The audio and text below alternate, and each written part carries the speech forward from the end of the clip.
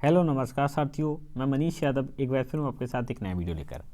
आज की इस वीडियो में हम जानेंगे छत्रपति साहू जी महाराज विश्वविद्यालय कानपुर द्वारा जो प्राइवेट और सिंगल सब्जेक्ट के फॉर्म निकाले गए हैं, इनके लिए एलिजिबिलिटी क्राइटेरिया क्या है, कौन से ऐसे छात्र हैं जिसको भर सकते हैं या फिर इसके लिए आवेदन कर सकते हैं। तो पूरी जानकारी आज के इस वीडियो में। आप लोग अपनी स्क्रीन पर देख पा रहे होंगे कि मैंने छत्रपति साहू जी महाराज विश्वविद्यालय कानपुर की वेबसाइट को विजिट किया हुआ है। आप अगर चाहें तो आप इसको खुद से देख सकते हैं। देखिए, आप लोगों के सामने लिखा है कि व्यक्तिगत एक विषय परीक्षा में सम्मिलित होने के लिए जो पात्रता है, व्यक्तिगत परीक्षा में सम्मिलित होने हेतु जो पात्रता है वो क्या है। बीए प्रथम वर्ष हेतु अगर आप बीए प्रथम वर्ष में प्रवेश लेना चाहते हैं तो इंटर या फिर समकक्ष परीक्षा आपके लिए उत्तीर्ण होना आवश्यक है। बीकॉम में यदि आप प्रवेश लेना चाहते हैं तो इंटर या समकक्ष आपका होना आवश्यक है। उसके अतिरिक्त कॉमर्स विषय के साथ आपका उत्तीर्ण होना आवश्यक है यदि आप बीकॉम में प्रवेश लेना चाहते हैं। व्यक्तिगत परीक्षा केवल बीए प्रायोगिक विषय एवं गणित को छोड़कर, एमए की अगर बात करें तो इसमें भी आप प्रैक्टिकल यानी कि जितने भी प्रैक्टिकल के पेपर हैं उन सबको छोड़कर आप कोई में भी प्रवेश ले सकते हैं, आवेदन कर सकते हैं। बीकॉम एवं एमकॉम में परीक्षा हेतु आवेदन कर सकते हैं। बीकॉम और एमकॉम में कोई भी प्रैक्टिकल नहीं होता है। विषय एवं प्रश्न पत्रों का जो चयन है वो नियमानुसार ही करना पड़ेगा।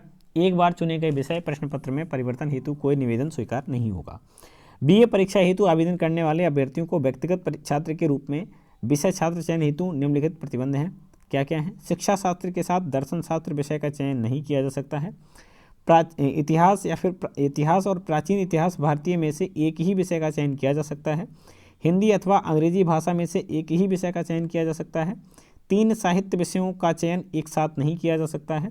हिंदी साहित्य एवं उर्दू साहित्य का चयन भी एक साथ नहीं किया जा सकता है। एमए परीक्षा हेतु वही अभ्यर्थी आहार होंगे जिन्होंने स्नातक परीक्षा 40% अंकों के साथ उत्तीर्ण की है तथा एमकॉम के लिए वही छात्र पात्र होंगे या फिर आहार होंगे जिन्होंने बीकॉम की परीक्षा 45% अंकों के साथ उत्तीर्ण की है। परा स्नातक परीक्षा में संकाय परिवर्तन हेतु स्नातक परीक्षा में 55% अंक होना अनिवार्य है। SC ST वर्ग के अभ्यर्थियों को 5% की छूट है। इसमें स्नातक उपाधि पाठ्यक्रम पूरा करने की अधिकतम अवधि 7 वर्ष और परा स्नातक अवधि को पूरा करने की जो अवधि है वो आपकी 5 वर्ष निर्धारित है। उक्त अवधि में पाठ्यक्रम पूरा न करने वाले पुनः प्रथम वर्ष की उपाधि परीक्षा में सम्मिलित होंगे। यानी कि अगर आप बीकॉम कर रहे हैं, बीए कर रहे हैं, बीएससी कर रहे हैं और आपका अगर 7 साल तक कंप्लीट नहीं होता तो आप फिर से प्रथम वर्ष में आ जाएंगे।